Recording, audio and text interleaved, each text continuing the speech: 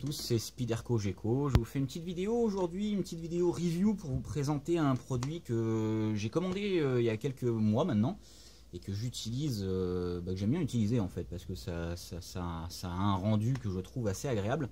Je vais vous parler en fait tout simplement de ces petites plantes gazonnantes, donc qui sont des plantes grasses qu'on peut trouver sur eBay. Donc ce sont des produits tout simplement qui sont à un prix, mon Dieu, quelle horreur, 1 € plus livraison gratuite depuis la Chine.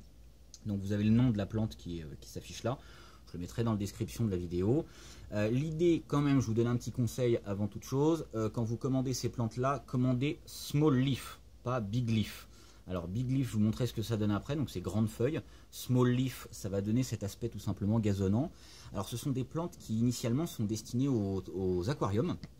Je remercie d'ailleurs l'ami Christian qui m'a donné cette technique et qui m'a donné les pistes pour pouvoir exploiter cette technique. Alors, clairement, aujourd'hui, moi j'avais des terrariums avec des blocs de tourbe, donc c'est une technique que j'utilise depuis déjà un petit moment maintenant.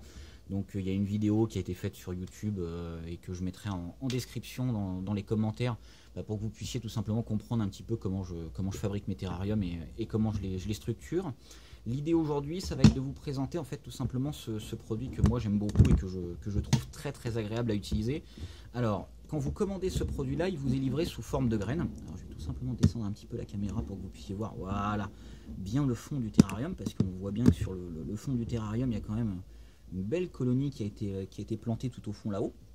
Et donc ça vous permet tout simplement d'agrémenter vos terrariums avec un effet visuel vert que je trouve très agréable et qui quand même est très satisfaisant. Donc pour le terrarium, là on est dans le terrarium des bébés Azureus 2017 qui sont nés chez moi. Je vais vous présenter un petit peu comment ça se vend, comment ça se conditionne.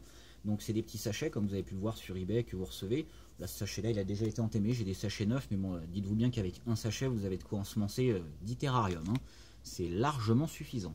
Alors l'avantage de ces graines là, vous avez deux solutions. Soit vous prenez les graines, vous les ensemencez directement dans le terrarium, vous faites ça proprement et intelligemment, essayez d'éviter de faire des gros paquets dans tous les sens parce que sinon forcément ça ne va pas faire répartie.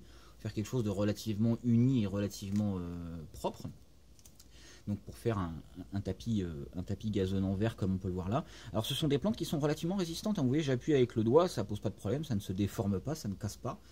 Ou alors vous avez une autre solution typiquement pour les parois. Alors là, je vais tourner la caméra pour qu'on puisse voir les parois de côté. Donc le sol a été ensemencé il y a un petit peu plus longtemps que les parois. J'ai attendu un petit peu pour faire mes tests, hein, tout simplement. Je voulais pas balancer ça dans les terrariums négligemment. Donc là on voit bien que sur les parois, évidemment, on va pas jeter des graines parce que sinon la moitié va tomber par terre. Donc je vais vous donner un petit peu ma technique. La technique elle est toute simple. Alors je prends mon pulvérisateur.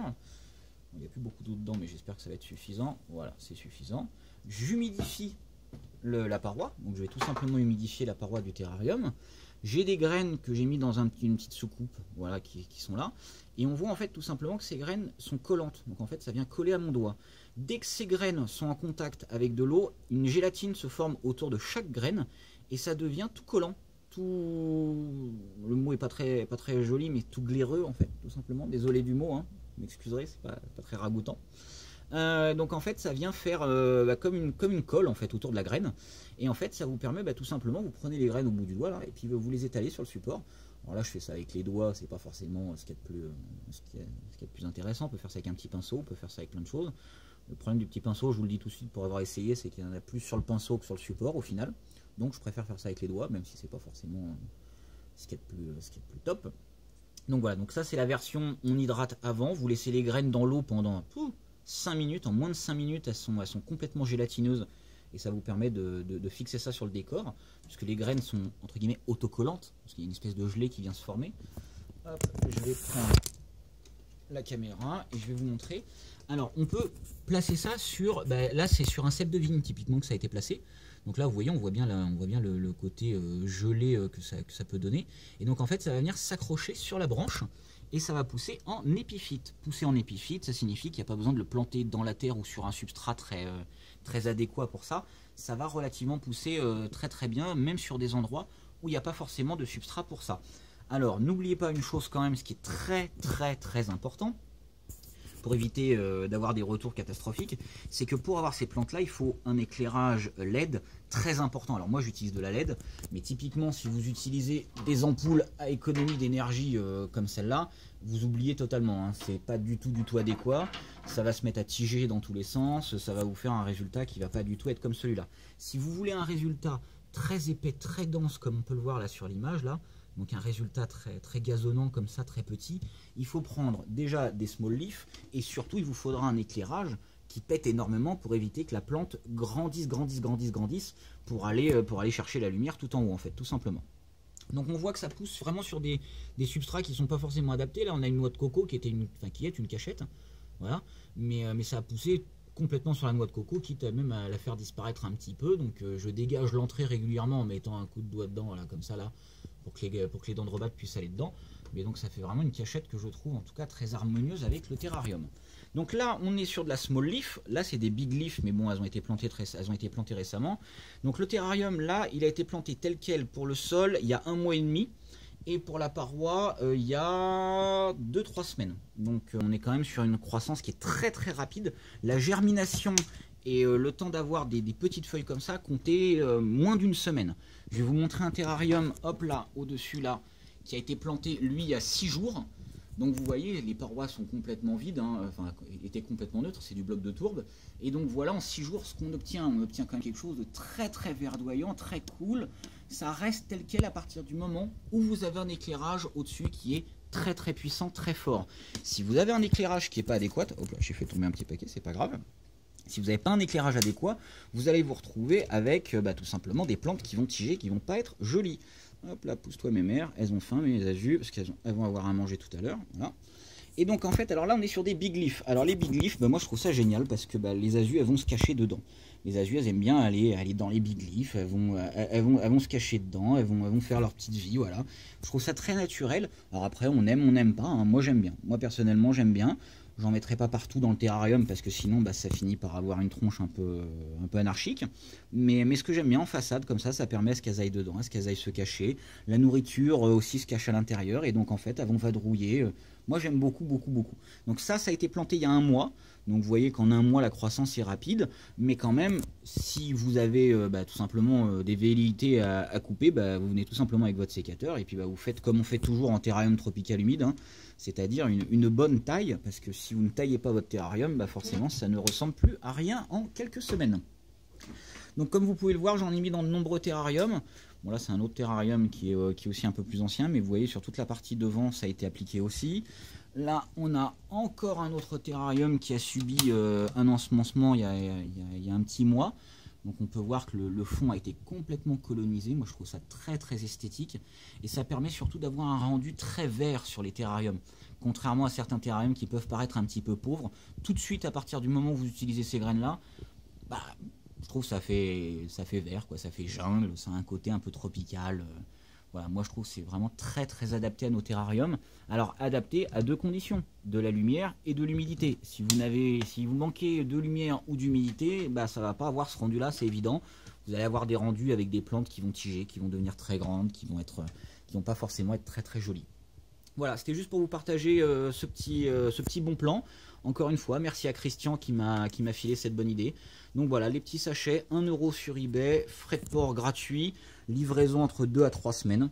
C'est quand même bien sympathique. Et ça permet d'avoir des terrariums tout simplement très verts, très lumineux. Alors là, on va pas forcément le voir. Là, je vais vous mettre ça. Hop là, ça c'est le terrarium des zoophogas. Et donc sur le terrarium des zoophogas, on voit que sur la branche, il y a des big leaves qui ont poussé, là, ce que j'ai au bout de la main. Là. Et donc en fait, tout simplement, ça vous permet d'avoir quand même un terrarium que je trouve... Moi j'aime bien le résultat que ça donne. Alors après, il ne faut pas en mettre partout, c'est sûr qu'il ne faut pas vider un sachet dans un terrarium, parce que sinon, vous allez être envahi et ça ne va pas être esthétique.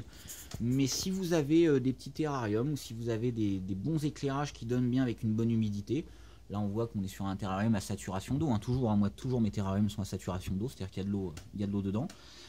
Ça permet d'avoir tout simplement des plantes qui poussent très bien et qui se comportent très bien. C'est quand même des plantes qui étaient utilisées initialement en aquariophilie. Donc faut pas oublier que l'eau c'est quand même un paramètre important des terrariums tropicaux humides.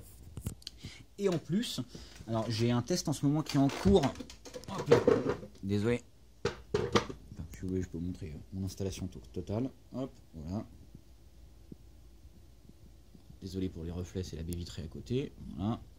Et j'ai même fait un test sur les Felzuma. Alors, je vais monter sur mon tabouret pour vous montrer ce que ça donne. Alors les Felzuma Climeri, j'ai refait les terrariums il n'y a pas très longtemps. Voilà, donc ça c'est le terrarium de mon mâle Udon. Et Udon en fait avait peu de plantes dans son terrarium, ce qui est un peu dommage pour du Felzu quand même. Donc je lui ai refait un terrarium en bloc de tourbe, donc c'est beaucoup plus sec hein, que les Azus. On n'est pas du tout sur le même niveau d'humidité. Par contre au sol, j'ai remis ces petites graines et puis écoutez, je trouve que le résultat est quand même très esthétique.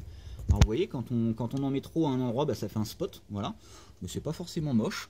J'avais un peu de mousse qui était en train de crever derrière, là j'en ai remis tout simplement, ça réensemence et ça permet d'avoir un résultat que je retrouve beaucoup plus esthétique. Donc ça c'est le terrarium de Udon, mon mâle. Hop, on va le fermer.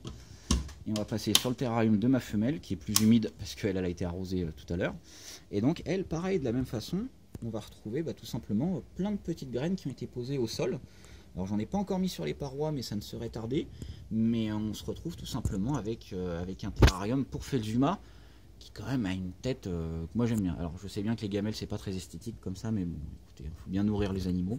Donc voilà, donc on se retrouve avec des terrariums qui quand même ont un fond, j'ai envie de dire, vert bien clair que j'aime beaucoup.